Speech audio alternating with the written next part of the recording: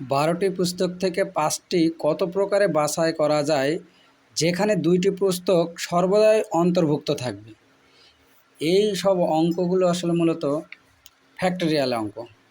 তো ফ্যাক্টরিয়ালের ক্ষেত্রে আমরা কি লিখতে পারি যে ফ্যাক্টরিয়াল মূল সূত্রটা কি?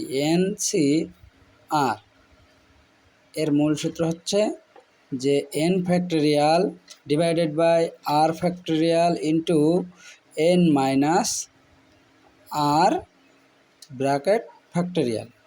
তো এখানে 12টি পুস্তকের ভিতরে 12টি পুস্তক থেকে 5টি কত প্রকারে বাছাই করা যায় এবং সেখানে 2টি সর্বদাই নির্দিষ্ট থাকবে। তো নির্দিষ্ট থাকার ক্ষেত্রে আমরা লিখব n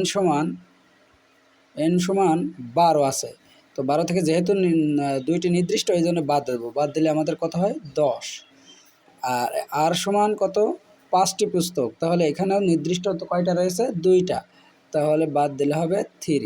তো সেই ক্ষেত্রে আমরা সূত্র প্রয়োগ করে পাই যে 10 ফ্যাক্টরিয়াল 10CR।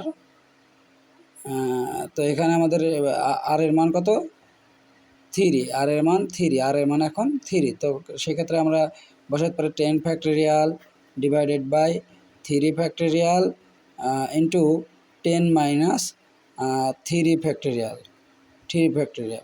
তো ওইখান থেকে আমরা লিখতে পারি 10 ফ্যাক্টরিয়াল 3 ফ্যাক্টরিয়াল আর 7 ফ্যাক্টরিয়াল। 10 থেকে 3 বাদ দিলে 7। তো এখন আমরা 10 একে যদি ফ্যাক্টরিয়াল ভাঙি আমরা 7 পর্যন্ত ভাঙবো, তাহলে 10 গুণিত 9 গুণিত 8 গুণিত 7 আর যাব না, তো ফ্যাক্টরিয়াল পর্যন্ত থাকবো। এভাবে চলতেই থাকে 6 ফ্যাক্টরিয়ালের যে ধারাবাহিকতা। তো এখানে 3 ফ্যাক্টরিয়াল রেখে দিলাম, 7 ফ্যাক্টরিয়াল। তো এই 7 ফ্যাক্টরিয়াল কেটে গেল। 3 ফ্যাক্টরিয়ালকে আবার ভাঙতে হবে আমাদের, তাহলে আরও সহজ হবে। দিলাম, দিয়ে 3 ফ্যাক্টরিয়াল হবে 3 গুণিত 2 গুণিত 1 আর না দিলেও চলে, সমস্যা নেই।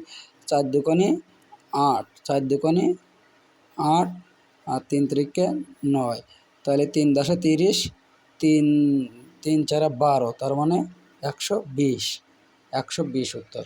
তাহলে আমরা এখানে বলতে পারি কি যে এখানে 120 ঘ নম্বর উত্তর হবে।